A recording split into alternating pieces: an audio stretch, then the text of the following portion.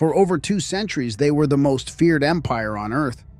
Their kings skinned enemies alive and mounted the results on city walls as a warning to anyone watching.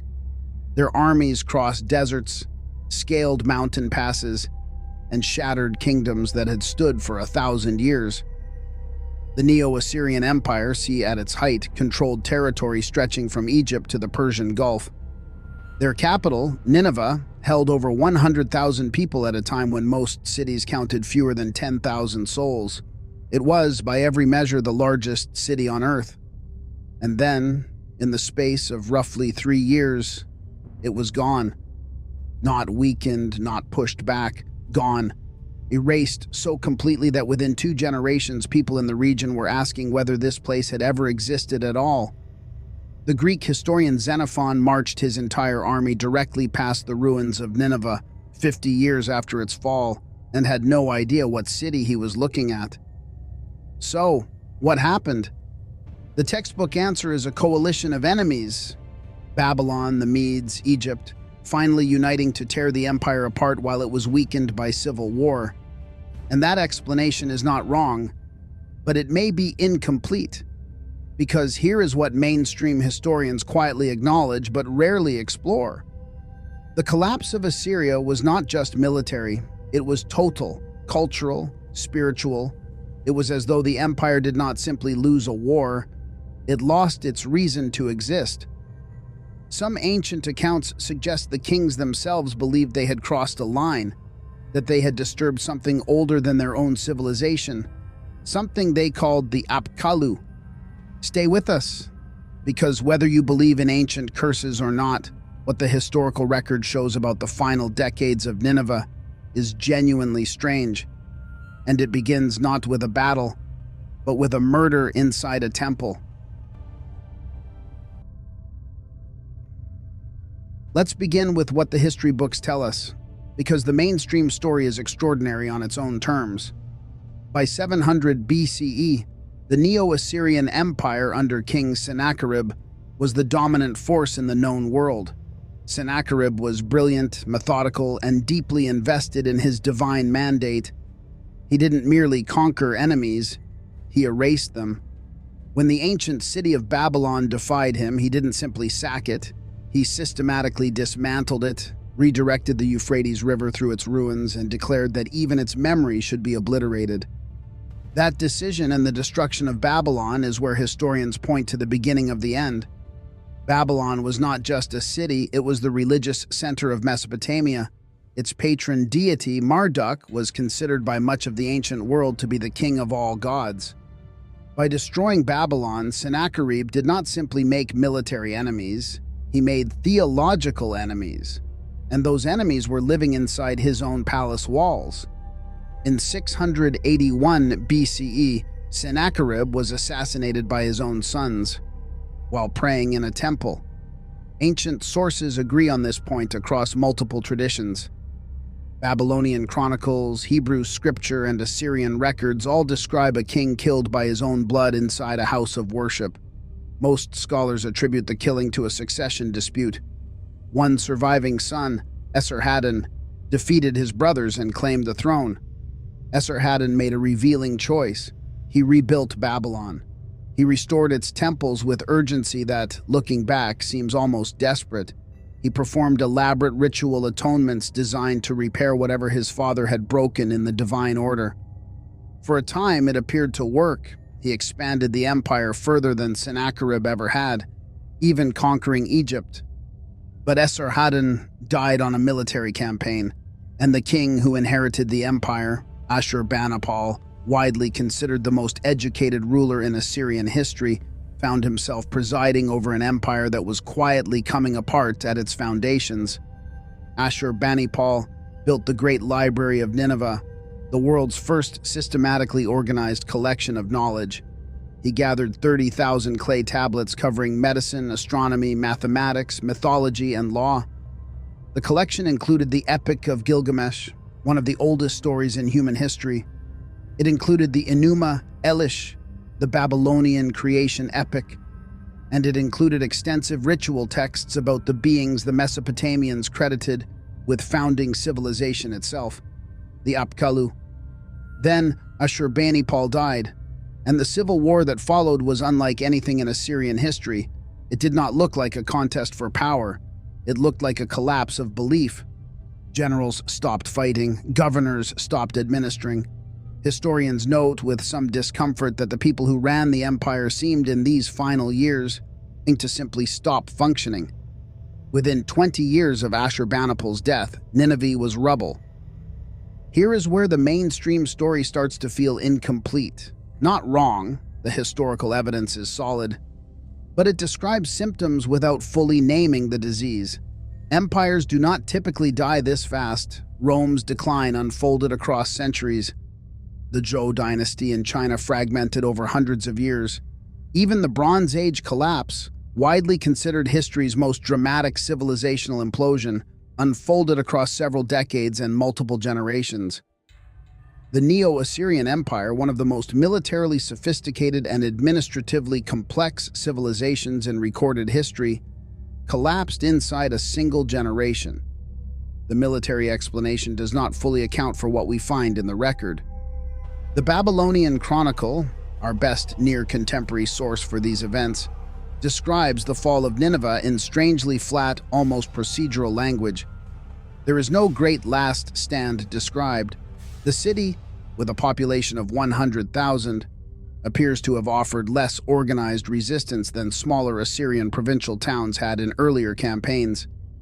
Historians generally attribute this to exhaustion from years of civil war, but some scholars find the speed and completeness of the surrender unusual, even by the standards of exhausted defenders.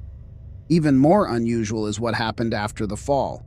When conquerors take a city, they typically absorb it, rename it, repopulate it, and build on its foundations. What we see at Nineveh is near total cultural abandonment. The Babylonians who helped destroy the city did not build on its ruins. They left. The city was not resettled in any meaningful way for centuries. It was as if the victors wanted no part of what remained. And then there is the detail that alternative researchers keep returning to. The Library of Nineveh, Ashurbanipal's collection, contained the most complete archive of Mesopotamian ritual and magical texts ever assembled in one place. Among these were records about something called the Me, variously translated as divine decrees, cosmic laws, or the sacred rules that ordered existence itself. And the beings traditionally entrusted to guard and transmit the Me were described in those same tablets, the Apkallu. According to Mesopotamian tradition preserved in multiple text traditions, the Apkallu were 7 sages who existed before the Great Flood and were sent by the god Enki to teach humanity the foundations of civilization: architecture, writing, law, agriculture, and above all, ritual practice. They were not myths in the way we typically use that word.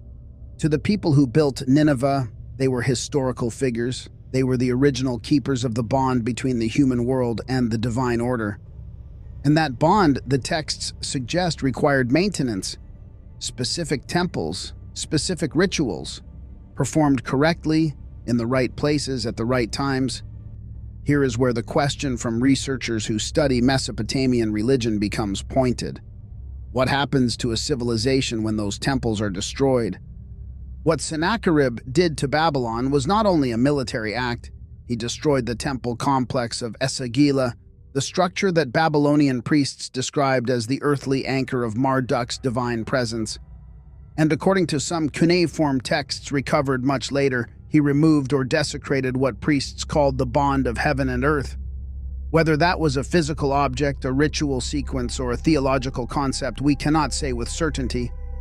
But the Babylonians and their allies clearly believed it was real, and some researchers suggest the Assyrians may have come to believe it too.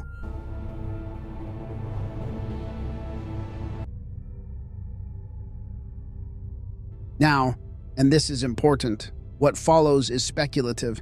These are frameworks proposed by researchers working in Assyriology, comparative religion, and ancient Near Eastern history. We are not asserting that these events were supernatural. We are asking a different question. What did the Assyrians themselves believe? And could those beliefs have shaped their behavior in ways that ultimately became self-fulfilling? Because that distinction matters. You do not need to believe in ancient magic to understand that people who did believe in it would act accordingly, and that those actions could produce entirely real political and military consequences. Here is the theory as some researchers have proposed it. The assassination of Sennacherib was not simply a succession dispute driven by ambition. It may have been what scholars of ancient religion describe as a ritual correction, the removal of a king who had made himself cosmically illegitimate. In Mesopotamian theology, the king was not just a political ruler. He was the living intermediary between the human world and the divine order. His legitimacy depended on his correct relationship with the Me, the cosmic laws, maintained through proper ritual performance. When Sennacherib destroyed Esagila and desecrated the sacred bond of heaven and earth, he did not simply offend the Babylonians. In the theology of his own civilization, he severed the connection that justified his right to rule. Some Assyriologists, scholars who spend their careers reading Assyrian cuneiform, have noted that the textual record from the period immediately following the destruction of Babylon includes language suggesting that Sennacherib's own priestly establishment was deeply troubled. There are texts that appear to describe rituals performed specifically to re-establish the cosmic order after a catastrophic disruption. Rituals designed in the idiom of the time to re-attract divine protection that had been driven away. His assassination inside a temple while in the act of prayer fits a pattern that a small number of researchers in ancient Near Eastern studies describe as ritual regicide, the elimination not of a political rival but of a king who had become, in theological terms, a danger to his own people. Not killed by enemies from outside, they're removed by the people closest to him. Esarhaddon, the son who took power after killing his brothers, seemed to understand the problem his dynasty had created. His rebuilding of Babylon moved with unusual urgency. He did not simply restore the temples. He performed what surviving texts describe as extended atonement rituals designed to discharge accumulated divine punishment from his bloodline. He even performed a ceremony called the Substitute King Ritual, a documented Mesopotamian tradition in which a proxy figure was temporarily enthroned in the king's place. The real king stepped back into the role of a private citizen, and the proxy absorbed whatever cosmic punishment or ill omen was directed at the throne. After a period, and sometimes days, sometimes longer, the substitute was killed, the punishment was considered discharged, and the real king resumed his throne. And let that sit for a moment. The most powerful man on earth believed he needed to put someone else on his throne so that the divine retribution accumulated by his father could be redirected and neutralized. This is documented. Esarhaddon performed this ritual at least once that we know of, and the practice itself was real. Clay tablets describing its procedures survive in multiple collections. Which brings us back to Ashurbanipal and his library. The conventional interpretation is that Ashurbanipal gathered every text he could find because he was an intellectual, a rare scholar king in an age of warrior kings. And that is well supported by the record. He was literate in multiple languages, he corresponded with scholars, he took genuine pride in his learning. But a smaller group of researchers has proposed a different reading of the library's contents. The collection was not random or broadly academic. It was weighted heavily toward ritual and protective texts, incantations, apotropaic formulas, and above all, the texts describing the Apkallu and their role in maintaining the connection between human civilization and the divine order. What if Ashurbanipal was not simply collecting knowledge for its own sake? What if he was searching for something specific? A ritual that could restore what Sennacherib had broken, a way to re-establish the bond of heaven and earth that his grandfather had severed. A formula that would bring the Apkallu's patronage back to the civilization they had once founded. And what if, searching through 30,000 tablets, the entirety of recorded Mesopotamian knowledge, he still could not find it? There is one more documented detail that supporters of this interpretive framework point to, and it is, on its own terms, genuinely strange. In the final years of the Neo-Assyrian Empire, the Akitu festival was not performed. The Akitu was the central ritual event of Mesopotamian civilization. an annual ceremony in which the king reaffirmed his divine mandate. The cosmic order was symbolically renewed, and the connection between the human world and the divine was re-established for the coming year. Without the Akkitu, in the theological framework that had governed Mesopotamian civilization for 2,000 years, the king had no legitimate claim to rule. The year itself was, in a meaningful sense, cosmically unstarted. The festival had been interrupted before, during wars, sieges, periods of civil unrest. It had always resumed, and in the last decade of the Neo-Assyrian Empire, it stopped. The cuneiform record does not provide an explanation.